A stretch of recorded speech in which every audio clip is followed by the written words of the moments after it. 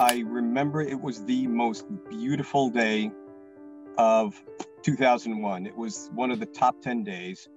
And we got a call, my coworker and I, we got a call that a lady needed assistance in the subway station, the Chambers Street subway station. And we got down there, and apparently what had happened was her electric wheelchair scooter had broken getting on the subway somewhere uptown. So instead of taking the police report that she needed to get the scooter repaired, I said, let's go upstairs to your office. You work on the 20th floor. We'll make phone calls, do the paperwork, nice and comfortable. And that's exactly what we did. We took her up to her office. And lo and behold, it's one of those things where my coworker said, today's my birthday. It's 9/11. Today's my birthday. I said, oh, okay, happy birthday. He said, no, I'm just letting you know, really weird things happen on my birthday. And that was the understatement of the century. So we take the woman upstairs to her office. And in the middle of the report, I had done everything I had needed to do. And I was on the phone with one of my lieutenants, letting him know, listen, we're just about finished, made all the phone calls I have to make, letting you know what we're doing. And I hear an explosion. And it's one of those things where you're like, okay, that's not supposed to be happening. And with the explosion, it's, I still tell friends and family, and they don't believe it. As low as the 20th floor, the building shook side to side about 3 feet, just knocking us off, getting us unsteady on our feet. And I was like, wow, that's, I know obviously that's not supposed to be happening in a structure this big. So my partner walks over, he looks out the window and he sees debris. I see debris falling past the window. And, it's one of those things that you don't put together immediately, but then your brain processes that some of the debris are bodies falling past the window. And with that, we said, listen, we don't know what's going on. Everybody get out. And let's all go, pack it up, let's go. And with that, I hear somebody screaming over the radio that an airplane had just hit the building. Now, I'm not thinking commercial airliner. I worked around jets 7 years before I was a cop. I'm not thinking commercial airliners. I'm thinking Hudson River. It was a little seaplane that had hit the building. And we get everybody out. We go from 29 down to 20, evacuating everybody. We don't care what's on the PA system in terms of, stay in place, things are going to be fine. Everybody get out. And, we're making our way down. And the thing I also remember about that night or that day is it was odd to me that such a big structure had such a narrow stairwell. And I'll always tell people that more people would have gotten out if the stairwells weren't as narrow as they were. And, we're going down the steps and, trying to make our way down. And firefighters, we have to get out of the way for the firefighters that are coming upstairs because that's how narrow it was. It was only, I want to say, as narrow as 2 or 3 people tops. So, it takes a while. And while we were still in the stairwell, I hear another explosion.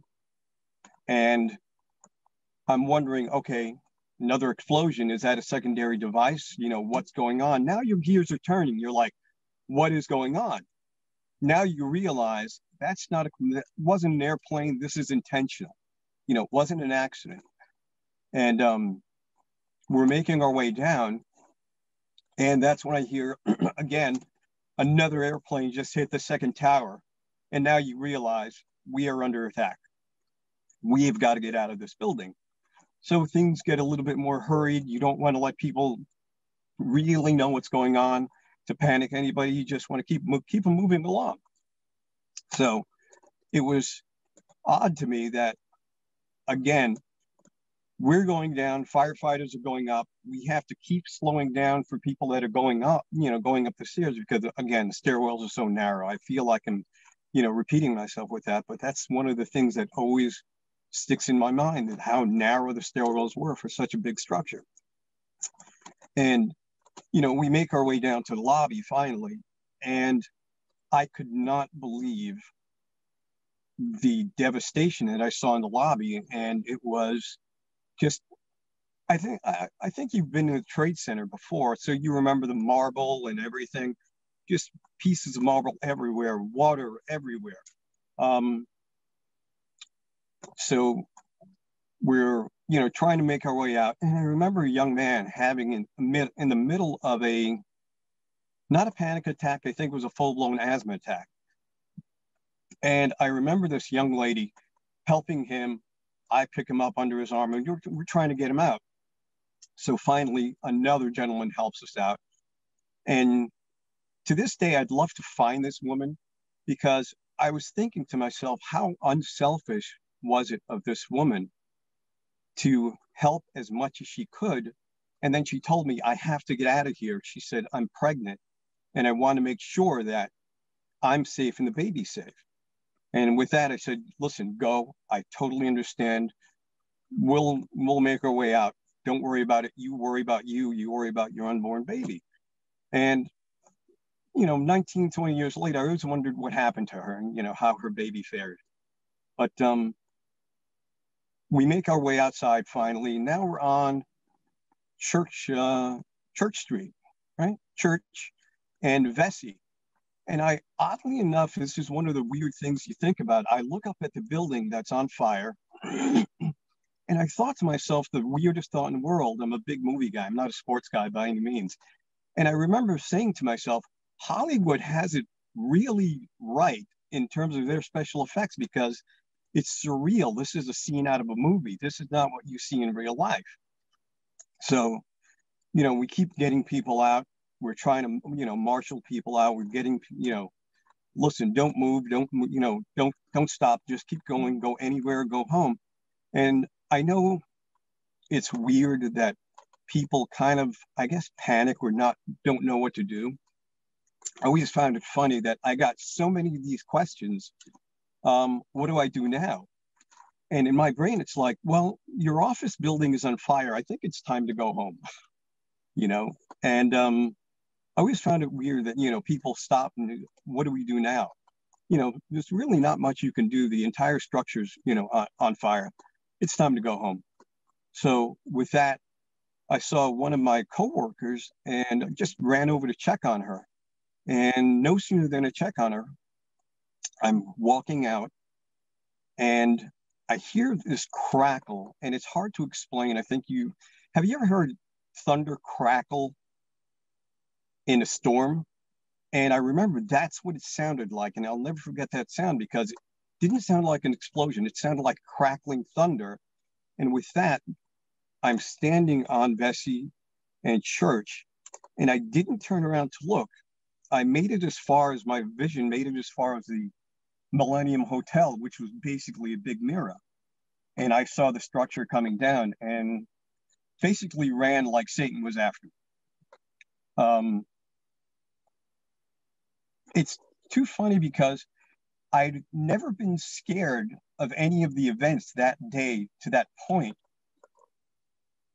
And I remember running as fast as I could, getting caught in the dust cloud that you always see in the videos, from 9/11, and going from beautiful blue sky to pitch black, not being able to see. And that's when I got scared. I said, I know for a fact I'm standing in the middle of the street. I thought some emergency vehicle was just going to come and blast me.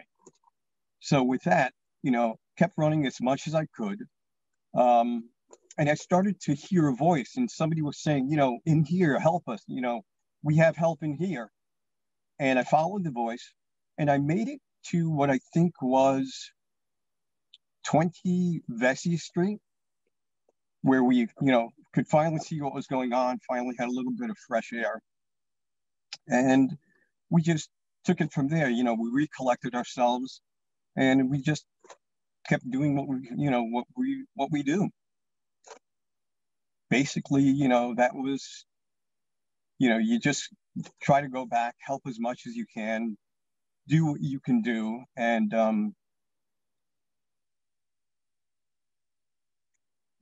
that's pretty much it, I've never had an issue talking about it, and I don't think I still do.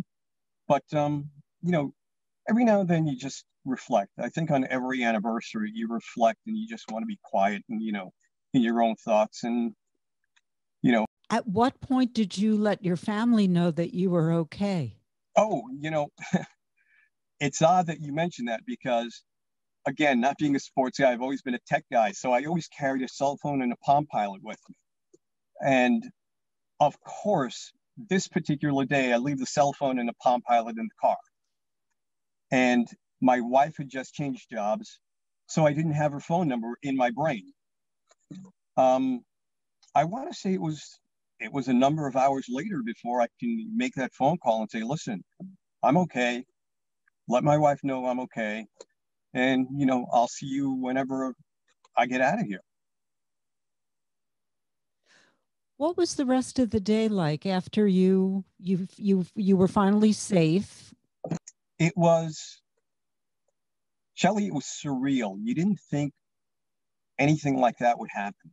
You never beyond your wildest dreams think something like that would happen. And then you don't think beyond your wildest dreams you would be involved in it. Um,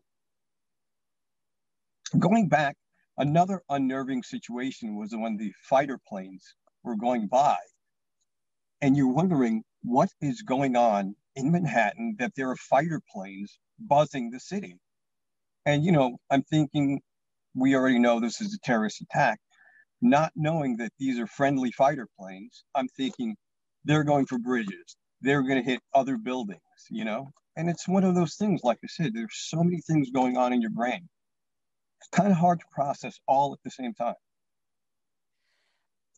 Anyone who was caught up in that dust cloud, their health is at risk. How is your health? Thank God, Shelley, I do all my 9/11 checks, once a year.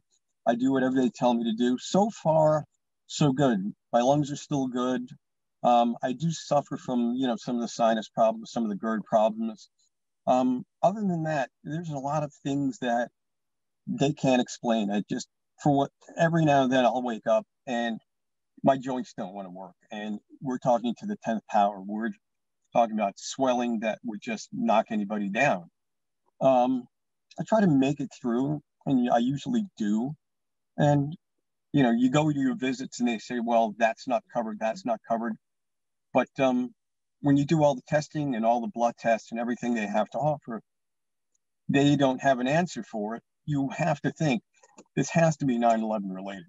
How did this change your perspective as a member of the NYPD, being part of this that day?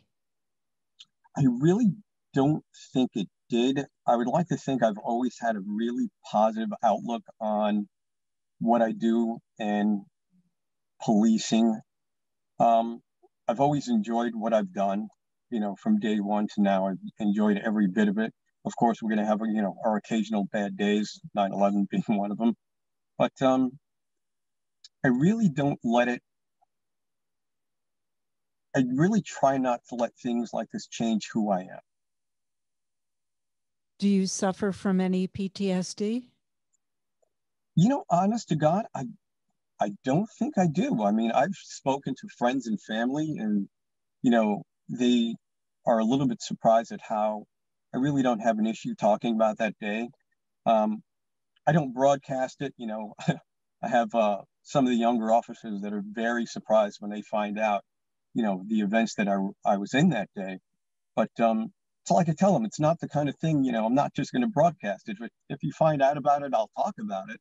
But I'm not going to, go around with a big flag saying I was in 9/11. Ask me. Is there anything else you want to add? I really don't think there's anything I really want to add. I want to thank you for doing this. It's always great to know that someone is behind you, and I can't thank you enough. Thanks. Yeah, I had no idea what your story was. Yeah, I don't talk about it, and not that I want to advertise, but I think it's pretty safe to say that my partner and I that day were, in terms of NYPD, the first responders because we were there on the 20th floor. you know. And what happened to that woman? She made it out okay. Everybody involved that, everybody that we were involved with that day, as far as I know, made it out okay. It's so many years, it's literally 20 years later. I would like to think she's still, she's still happy and healthy. She was a mature woman, so I don't know if she's still around. So, but I'd like to think everybody is, got past that and lived their lives. How much before the first plane hit, how long do you think you had been in the building? I want to say we were in the building maybe 10, 15 minutes tops. Wow. Yeah. Oh, your partner sure said it all. Oh, yes. Yes, he did. God. Yes, he did. That's so freaky. All right. Yeah. Thank you so much, Eric. Shelley, thank you for everything you do. Thank you so much.